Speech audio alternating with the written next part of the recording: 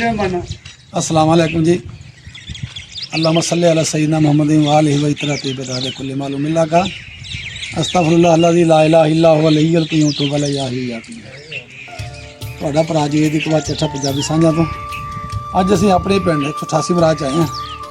ਤੁਹਾਨੂੰ ਆਪਣੇ ਪਿੰਡਾਂ ਦੀ ਜ਼ਿੰਦਗੀ ਮੈਂ ਦੱਸਣਾ ਚਾਹੁੰਦਾ ਵੀ ਅਸੀਂ ਵੀ ਇੱਥੇ ਹੁੰਦੇ ਸਾਂ ਅਤੇ ਸਾਡਾ ਵੀ ਹਾਲ ਇਹ ਵੀ ਹੁੰਦਾ ਸੀ।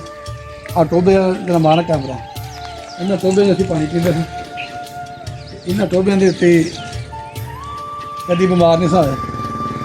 ਨਹਿਰੀ ਪਾਣੀ ਹੈ ਟੋਭਿਆਂ ਵਿੱਚੋਂ ਲੈ ਕੇ ਨਾ ਅਸੀਂ ਸਾਰਾ 2 ਟੋਭੇ ਬਣੇ ਹੋ ਗਏ और फिल्टर पा हो के तो निक्के 2 खूह पिंडा ਹੁੰਦਾ ਸੀ पानी। इस तो पूरे पिंड सप्लाई ਹੁੰਦਾ ਸੀ। ਜਿਉਂ ਜਿਉਂ ਦੁਨੀਆ ਬਦਲਦੀ ਗਈ ਹਾਲਾਤ ਬਦਲਦੇ ਰਹੇ ਮਾਸ਼ਰਾ ਬਦਲ ਗਿਆ ਅਸੀਂ ਲੋਕ ਸ਼ਹਿਰਾਂ ਚਲੇ ਗਏ ਛੱਡ ਕੇ ਪਿੰਡ।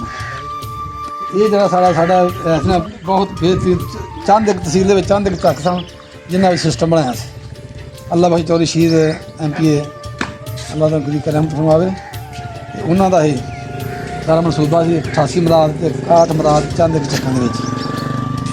ਇਹ ਹਾਲਾਤ ਹੈ ਵੀ ਅਸੀਂ ਵੀ ਹੁਣ ਵੀ ਇਸ ਟਾਈਮ ਇਹਨਾਂ ਨਾਲ ਆਪਾਂ ਕੱਪੜੇ ਵੀ ਧੋਂਦੇ ਹਾਂ ਨਹਿਰੀ ਪਾਣੀ ਨਾਲ ਕੱਪੜੇ ਧੋਂਦੇ ਹਾਂ। ਅਤੇ ਹੁਣ ਅੱਜ ਕੱਲ੍ਹ ਇਹਦੇ ਇਰਦ ਗਿਰਦ ਮੋਟਰਾਂ ਲੱਗੀਆਂ ਨੇ ਅਤੇ ਪਾਣੀ ਮਿੱਠਾ ਜਿਹੜਾ ਸਮਝ ਕੇ ਅਸੀਂ ਘਰਾਂ 'ਚ ਲੈ ਗਏ। ਲੇਕਿਨ ਜਿੱਦਾਂ ਦਾ ਪਾਣੀ ਥੱਲੇ ਪੀਣ ਲੱਗਿਆ ਨਾ ਅਸੀਂ ਉਹਦੇ ਸਾਡੇ ਵਾਲ ਵੀ ਝੜ ਗਏ ਨੇ ਅਤੇ ਬਿਮਾਰੀਆਂ ਗੋਡੇ ਗਿੱਟੇ ਕਦੀ ਕਿਤੇ ਦਰਦ ਕਦੀ ਕਿਤੇ ਦਰਦ। ਪਾਣੀ ਨਹਿਰੀ ਛੱਡ ਗਏ ਹਾਲਾਂਕਿ ਬੜਾ ਚੱਲਦਾ ਪਾਣੀ ਹਮੇਸ਼ਾ ਸਾਫ਼ ਹੀ ਹੁੰਦਾ ਲੇਕਿਨ ਅਸੀਂ ਉਹ ਚੀਜ਼ਾਂ ਛੱਡ ਗਏ ਖਾਲਸ ਪਾਣੀ ਸਾਹਮਣੇ।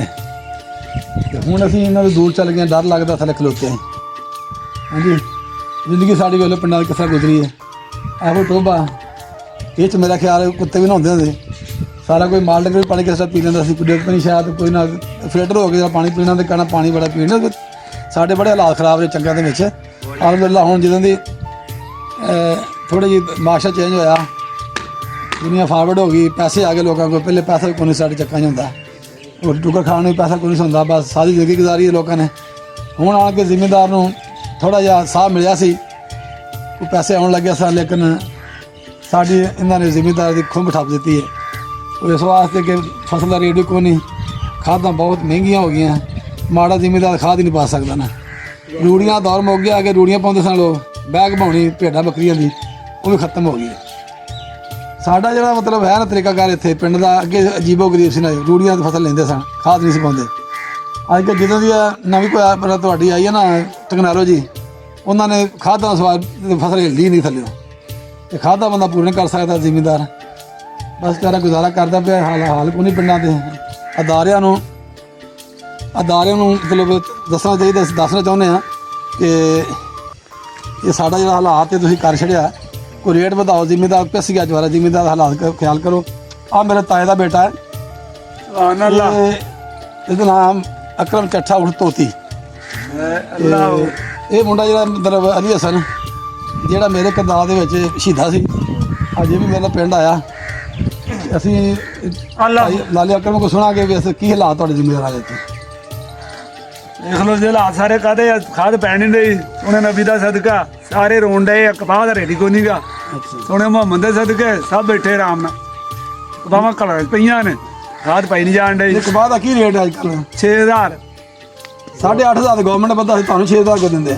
ਮੈਂ ਨਾ ਲੈਂਦੇ ਹੀ ਨਹੀਂ ਗੇ ਜਾਈਦਾ ਤਾਂ ਕਹਿੰਦੇ ਆ 7,000 6,000 ਲੈ ਲਓ ਬਸ 6 ਤੋਂ ਉੱਤੇ ਵੱਧਾ ਹੀ ਕੋਈ ਨਹੀਂ। ਮਤਲਬ ਤੁਹਾਡੇ ਕੋਲ ਕੋਈ ਹਾਲਾਤ ਨਹੀਂ ਨਾ ਕੋਈ ਪੈਸਾ ਖਾਣ ਨੂੰ ਟੁੱਕਰ ਵਾਸਤੇ ਕੋਈ ਸ਼ਾਇਦ ਕੋਈ ਨਹੀਂ ਗੁਜ਼ਾਰਾ ਕਰੀਦਾ ਮਜਾਈ ਨਾ ਗੱਲ ਦੀ।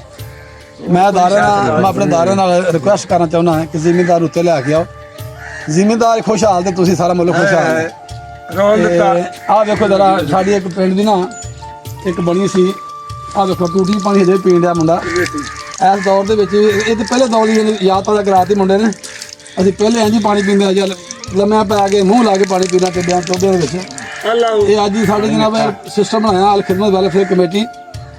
ਇਹ ਵਿਲੇਜ ਕੌਂਸਲ 188 ਮਰਾਦ ਸਾਡੇ ਮੁੰਡਿਆਂ ਨੇ ਯੰਗ ਮੁੰਡਿਆਂ ਨੇ ਬੜੀ ਮਿਹਨਤ ਕਰਕੇ ਇਹ ਖਿਦਮਤ ਕਮੇਟੀ ਵੈਲਫੇਅਰ ਕਮੇਟੀ ਬਣਾਈ। ਪਿੰਡ ਵਿੱਚ ਜਿਹੜੀਆਂ ਸਹੂਲਤਾਂ ਦਿੱਤੀਆਂ ਪਾਣੀ ਘਰੋਂ ਘਰ ਲੋਕਾਂ ਦੇ ਪਹੁੰਚਦਾ ਆਪਣੀ ਮਦਦ ਦੇ ਆਪ ਇਹ ਕੋਈ ਬੰਦੇ ਪੈਸੇ ਨਹੀਂ ਲੈਂਦੇ। ਅੱਲਾਹ ਤਾਲਾ ਇਹਨਾਂ ਨੂੰ ਅਜਰ ਦੇਵੇ ਅੱਲਾਹ ਤਾਲਾ ਦੀ ਤਰੱਕੀ ਦੇਵੇ। ਇਹ ਲੋਕਾਂ ਦੀ ਇਸ ਤਰ੍ਹਾਂ ਖਿਦਮਤ ਕਰਦੇ ਨੇ ਅਸੀਂ ਪਿੰਡ ਦੀ ਖਿਦਮਤ ਕਰਦੇ ਹਾਂ ਠੀਕ ਹੈ ਨਾ ਜੀ। ਅੱਛਾ ਇੱਧਰ ਆਓ ਥੋੜ੍ਹਾ ਜਿਹਾ ਮੇਰੇ ਕੈਮਰਾਮੈਨ ਵਿਖਾਵੇ ਕਿ ਤੁਹਾਨੂੰ ਮੈਂ ਇੱਕ ਟੋਭਾ ਹੋਰ ਵਿਖਾਵਾਂ ਮਾਰਾ ਟੋਭਾ ਆ ਜਾਓ ਆ ਜਾ ਉਰੇ ਆ ਜਾ। ਅੱਛਾ ਇਹ ਤੁਸੀਂ ਕਹਿੰਦੇ ਹੋ ਟੋਭਾ ਟੋਭਾ ਵਿਖਾ ਵੀ ਇਹ ਪਾਣੀ ਵਾਲਾ ਆਪਣਾ ਇਹ ਡੰਗਰਾਂ ਦੇ ਪਾਣੀ ਮਵੇਸ਼ੀਆਂ ਦੇ ਪਾਣੀ ਪੀਣ ਵਾਲਾ। ਅਸੀਂ ਇਹ ਵੇਖਦੇ ਹਾਂ ਇਹ ਹਾਲਾਤ ਵਿੱਚ ਅਸੀਂ ਨਹਾਉਂਦੇ ਰਹੇ ਇਹਦੇ 'ਚ। ਤੁਸੀਂ ਵੇਖਦੇ ਹੋ ਨਾ ਵੀ ਇਹ ਟੋਭੇ ਦਾ ਪਾਣੀ ਦਾ ਕੀ ਸੂਰਤ ਹਾਲ ਬਣੀ ਹੈ, ਕਿਹੋ ਜਿਹਾ ਪਾਣੀ ਵਿੱਚ ਡੰਗਰਾਂ ਖੁਸ਼ੀਆਂ ਕਰਨੀਆਂ, ਵਿੱਚ ਸਾਰਾ ਕੁਝ ਪਿਸ਼ਾਬ ਕਰਨਾ। ਇੱਕ ਬੜਾ ਸ਼ਫਾ ਵਾਲਾ ਪਾਣੀ ਸੀ, ਇੰਨਾ ਸ਼ਫਾ ਵਾਲਾ ਪਾਣੀ ਸੀ ਕਿ ਤੁਸੀਂ ਸੋਚ ਵੀ ਨਹੀਂ ਸਕਦੇ ਕਿ ਅਸੀਂ ਨਹਾਉਂਦੇ ਸੀ ਕਦੀ ਬਿਮਾਰ ਨਹੀਂ ਹੋਏ। ਇਹ ਵੇਖ ਲਓ ਡੰਗਰਾਂ ਦਾ ਪਾਣੀ ਇੱਥੋਂ ਪੀਣਾ, ਡੰਗਰ ਸਾਰੇ ਪੀਂਦੇ ਮਰਦੇ, ਹੋਰ ਪਾਣੀ ਸਾਫ ਸੁਫ ਕੋਈ ਨਹੀਂ ਹੈਗਾ। ਫਿਰ ਵੀ ਅਸੀਂ ਥੱਲੇ ਦਾ ਪਾਣੀ ਡੰਗਰਾਂ ਨੂੰ ਪਿਆ ਰਹੇ ਹਾਂ ਤੇ ਇਹ ਪਾਣੀ ਬਹੁਤ ਘੱਟ ਡੰਗਰ ਪੀਂਦੇ ਨੇ। ਜਿੰਨਾ ਕੋਈ ਵਸਾਇਲ ਨਹੀਂ ਹੈਗੇ, ਆਪਣਾ ਕੋਈ ਪਾਣੀ ਥੱਲੇ ਵਾਲੇ ਜਾਂ ਕੋਈ ਮੋਟਰ ਨਹੀਂ ਲੱਗੀ ਹੈਗੀ, ਪਾਣੀ ਨਹੀਂ ਪਹੁੰਚ ਸਕਦਾ, ਉਹ ਇੱਥੇ ਡੰਗਰ ਆ ਕੇ ਨਵਾਲਦੇ ਵੀ ਤੇ ਪਾਣੀ ਪਾਉਂਦੇ ਨੇ। ਤੇ ਡੰਗਰ ਵੀ ਸ਼ੌਕੀਨ ਹੋ ਗਿਆ ਬੰਦਾ ਤਰ੍ਹਾਂ, ਹੁਣ ਇਹ ਪਾਣੀ ਵੀ ਨਹੀਂ ਪੀਂਦੇ। ਲੇਕਿਨ ਸਾਡਾ ਜਿਹੜਾ ਕਲਚਰ ਹੈਗਾ ਇਹ ਬੜਾ ਪਿਆਰਾ ਕਲਚਰ, ਇਹ ਚੱਕ ਦੇ ਵਿੱਚ ਜ਼ਿੰਦਗੀ ਗੁਜ਼ਾਰੀ ਹੈ। ਉਦੋਂ ਨਹੀਂ ਸੀ ਕਿ ਪੈਸੇ ਦੀ ਕਦਰ ਨਹੀਂ ਸੀ, ਕਦਰ ਉਸ ਇਨਸਾਨ ਦੀ ਕਦਰ ਹੁੰਦੀ ਸੀ। ਬੰਦਾ ਖਿਆਲ ਕਰਦਾ, ਅਹਿਸਾਸ ਕਰਦਾ ਸੀ। ਅਸੀਂ ਵੀ ਹੁਣੇ ਮੈਂ ਦੋਸਤਾਂ ਨੂੰ, ਆਵਾਮ ਨੂੰ ਜਿਹੜਾ ਸਾਡੀ ਵੀਡੀਓ ਵੇਖਦਾ ਪਿਆ, ਹਜੇ ਵੀ ਪੈਗਾਮ ਦਿਆਂਗੇ, ਮੁਹੱਬਤਾਂ ਜਾਰੀ ਰੱਖੋ, ਆਸਾਨੀਆਂ ਵੰਡੋ। ਇਹ ਪਿੰਡਾਂ ਦੀ ਆਪਣੀ ਜ਼ਿੰਦਗੀ ਵੇਖੋ, ਇਹਨੂੰ ਭੁੱਲੋ ਨਾ। ਜਦੋਂ ਬੰਦਾ ਇਹਨੂੰ ਆਪਣਾ ਪਿੰਡਾਂ ਦੀ ਜ਼ਿੰਦਗੀ ਨਹੀਂ ਨਾ ਭੁੱਲਦਾ, ਆਪਣੀ ਔਕਾਤ 'ਚ ਰਹਿੰਦਾ। ਅਸੀਂ ਇੱਥੋਂ ਜਨਾਬ ਪੜ੍ਹ ਲਿਖ ਕੇ ਬਾਹਰ ਨਿਕਲ ਗਏ, ਠੀਕ ਹੈ ਨਾ।